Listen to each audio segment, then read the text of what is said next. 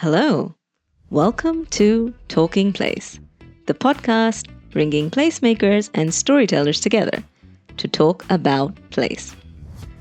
I'm your host, Tanisha Raffiuddin.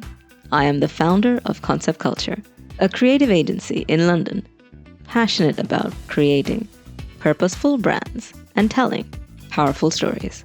This is another special episode where I'm sharing my reflections from the first ever South by Southwest London. That's right, the iconic South by Southwest festival of ideas, tech, music, and imagination, originally from Austin, Texas, made its European debut in June 2025, right here in East London. From Jane Goodall's Quiet Revolution to Idris Elba's Creative Capitalism, to AI songwriters and football clubs turned cultural institutions. It was a week full of film, music, insights, culture, contradictions, and inspiration. In this episode, I'm distilling a couple of big provocations from the conference track that I believe are essential food for thought for placemakers, designers, cultural strategists, and curious listeners alike. I'd like to begin by highlighting a couple of talks from inspiring speakers that left my head buzzing and wanting to hear more. Let's dive in.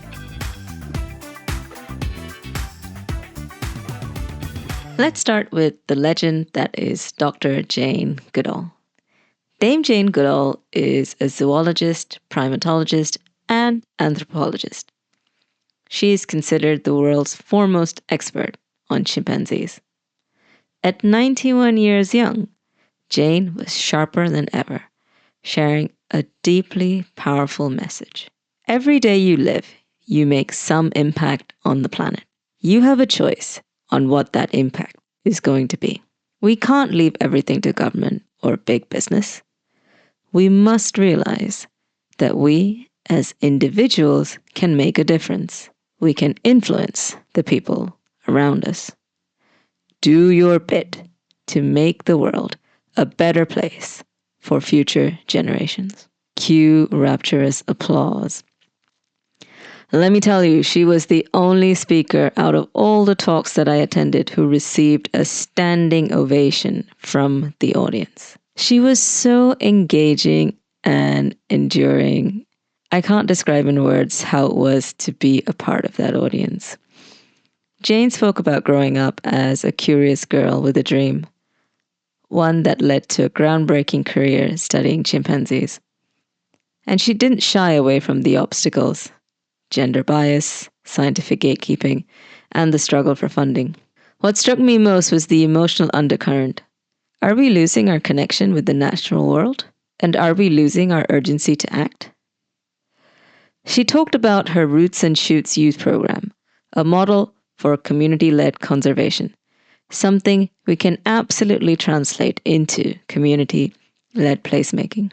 When asked about AI, like almost everyone was, she said, "It depends on the intellect of how we use it."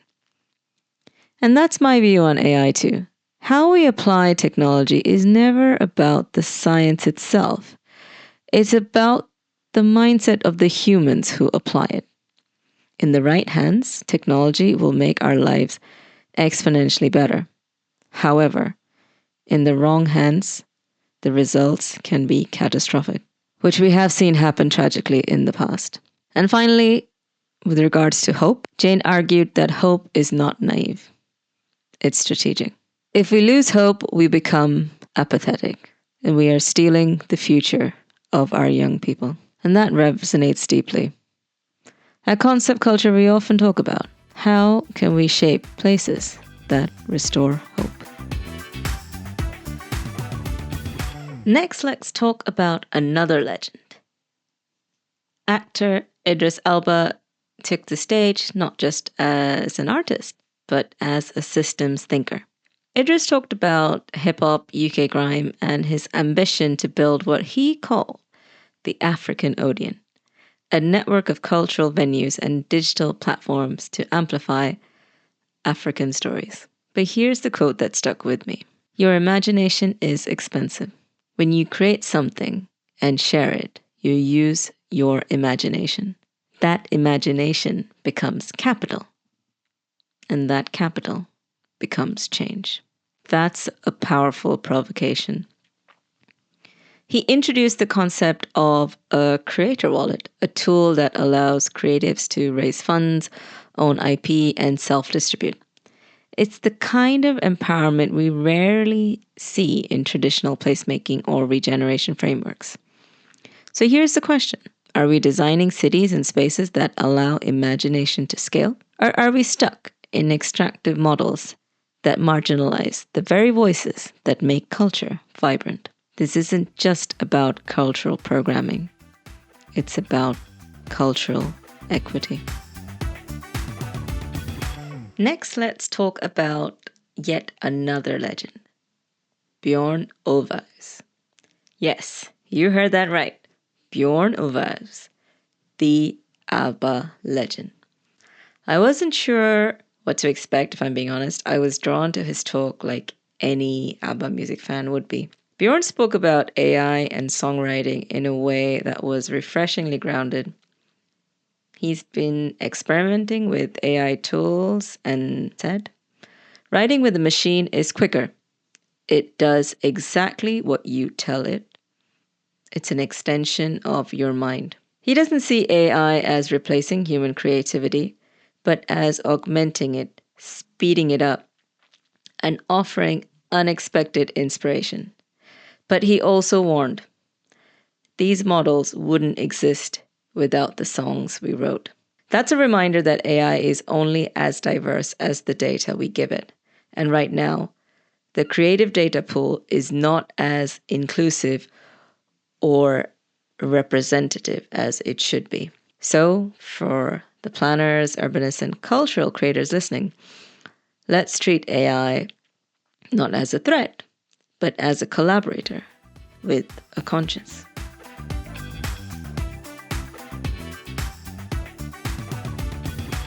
Now on to one of my favorite moments, hearing from Sam Ryder, the singer who you might know from TikTok or Eurovision.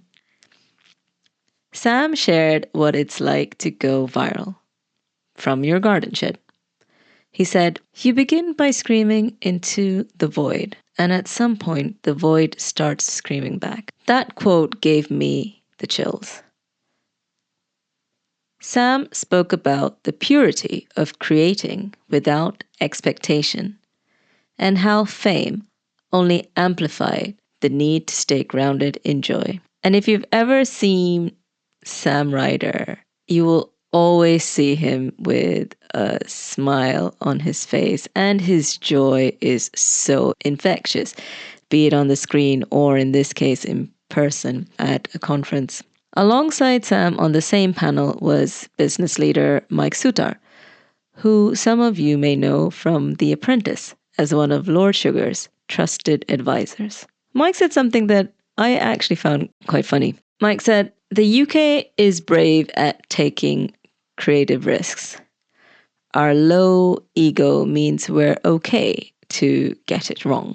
That humility and that willingness to experiment is exactly what makes the creative and cultural sector in the UK so special. But it also requires safe spaces to fail. Digital platforms offer reach, but physical spaces offer resonance. And that's where placemaking comes in. We need spaces that allow creators to test, play, and grow without fear or failure. Sam Ryder states quite emphatically that authenticity isn't just a trend. It is now a survival strategy, and I couldn't agree with him more. Sam's closing statement was a call to arms for the creative industry to become a level playing field and not a pay-to-play one. We need to maintain the spaces and places where art and culture are born. It is our collective responsibility to ensure that every person has a shot at becoming an artist or a creator should they choose to. Imagine missing out on an artist's work simply because they had no space to create or perform. Let that thought sink in for a moment. Let's talk about Wyclef Jean, a musician, producer, and cultural icon, best known for being a part of the band The Fugees. And of course, the iconic collaboration with Shakira called Hips Don't Lie, which, if you haven't heard, is celebrating its 20th anniversary. Anyway, so Wyclef didn't talk about record sales or fame.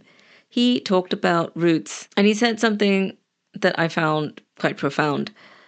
He said, "The power of the creator comes from your soul.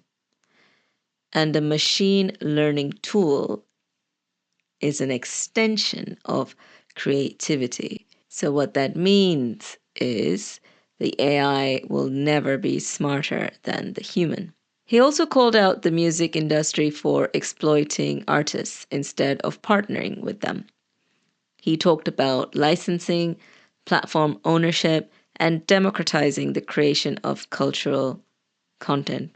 When questioned about how you can stay true to your roots while creating content for giant digital platforms like YouTube or Spotify, he says, "Don't compromise your roots. We want to work with platforms that treat us as partners, not as artists to exploit."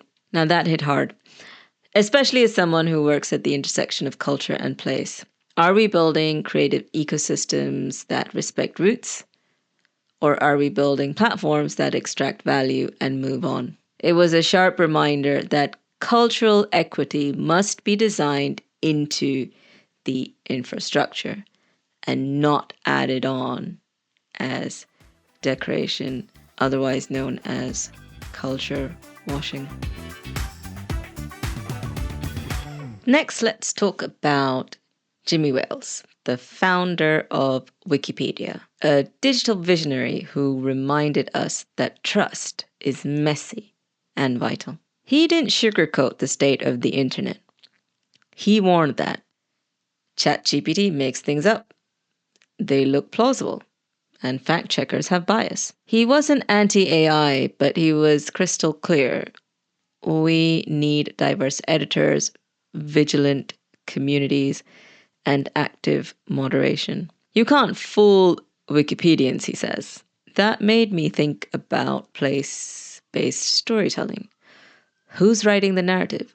Who's editing the Wikipedia pages of our cities, our neighborhoods, our culture? Bias in AI-generated content is to be expected because humans themselves are inherently biased. If we want balanced, inclusive stories, we need to diversify the people shaping them, both online and on the ground. And finally, let's talk about Ben Lamb, the founder of Colossal Biosciences, a company that is literally bringing extinct species back to life, including the dire wolf and potentially the dodo.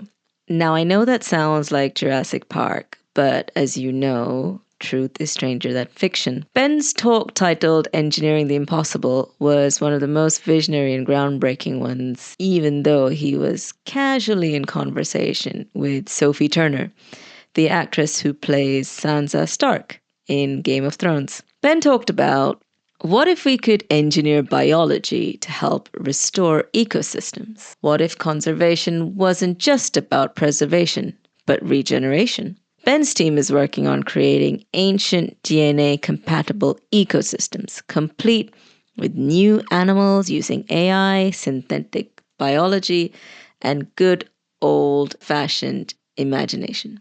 They, however, cannot bring dinosaurs back. He has categorically said so. And if you ever hear of such discoveries on the internet, know that they are fake. Anyway, Ben goes on to say, science is hard, raising capital is hard, but they have surpassed every metric of success and they're making conservation tools free and accessible to all. When the kids are drawing pictures of direwolves, that's how you know you've connected with the kids. Well, George R. R. Martin, the author of Game of Thrones, and probably the reason why most of us have heard about direwolves in the first place, as they were the beloved sigil of House Stark. George was invited to meet the direwolves, and not many people are allowed to do so. When he held the direwolf, he said that it was one of the most wonderful moments of his life. George goes on to say to Ben, I write about magic. You are creating magic. Wow. Pure goosebumps. All in all, Ben's talk was weird, wild, and wonderful.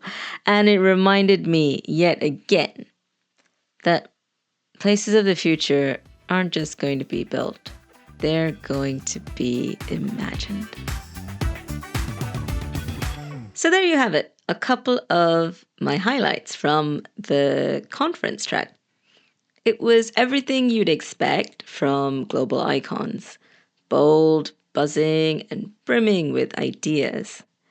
But as someone who works at the intersection of culture, urbanism, and storytelling, I went in asking, what can South by Southwest London teach us about the future of place? So here's my debrief. 5 takeaways. Let's go. Number 1. Place is emotional, digital, and immersive. One of the first things that struck me, place is no longer just physical. There was this installation where AI-generated soundscape responded to local histories. It was surreal and incredibly moving.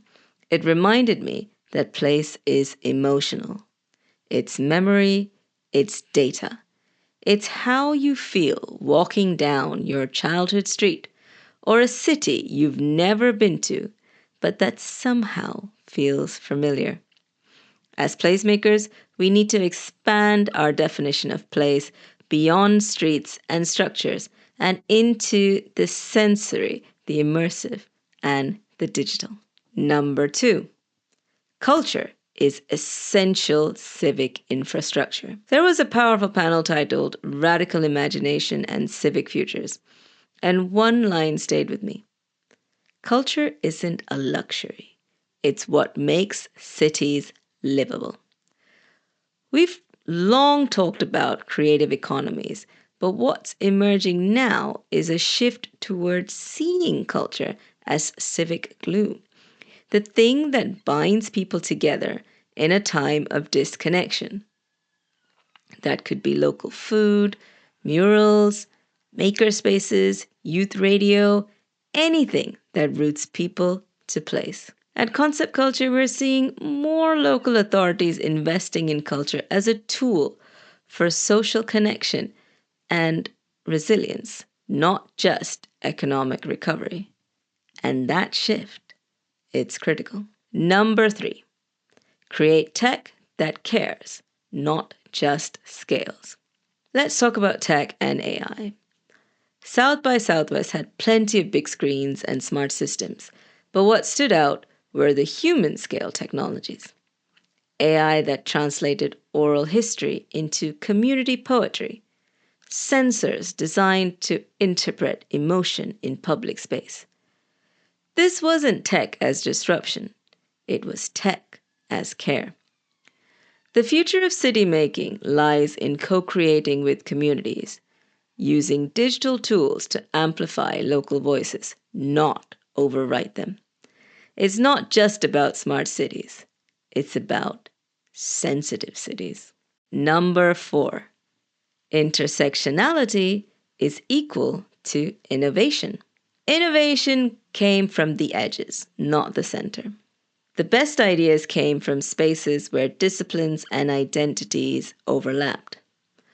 A neurodivergent designer, a city planner, and a coder walk into a room and come out with a completely new take on inclusive public transport. That actually did happen. Diversity isn't just a buzzword, it's an operating system for innovation. If we want to shape places that are truly inclusive, we need to design processes that bring multiple voices in from the start, not as consultation, but as co-creation. And finally, number 5, storytelling is your superpower. Let's come to the crux of it all, storytelling. Despite all the data, tech, and dashboards, what stuck with people were the stories. Who tells them, how they're told, and who gets left out. In a session on creative place branding, one speaker said, "The most powerful thing you can give a community is a story they can see themselves in." I couldn't agree more. Whether you're launching a new neighborhood brand, reviving a high street, or building a public realm campaign, storytelling is your superpower. All right, it's time to wrap this episode up. So, what did South by Southwest London teach me? Let's summarize. The future of place isn't fixed. It's emotional, digital, cultural, and collaborative. Community, creativity, and care must be at the core of how we shape places. Now more than ever, we need placemakers who are listeners, connectors, and storytellers. At Concept Culture, we are proud to work with people and places shaping that future and making it tangible. Thanks for sticking around so far. You can also find the full blog of my South by Southwest London reflections on the Concept Culture website under our Insights page, should you like to revisit them. Until next time, keep asking good questions, keep listening deeply, and keep talking place. Well, I hope you enjoyed this episode as much as I did. I'd love to hear your thoughts. Feel free to join the conversation on social media with the hashtag #TalkingPlace. I would also love for you to leave our podcast a review and subscribe to all our podcasts and YouTube channels so you don't miss an episode. There's so much more to explore when it comes to creating good places, and I'm excited to do a deep dive into other topics with you in our next episode. I'm Tanisha Raffiuddin, and it's been my pleasure to be your podcast host. Thank you for listening. See you again next time, where we'll continue talking place. Talk soon.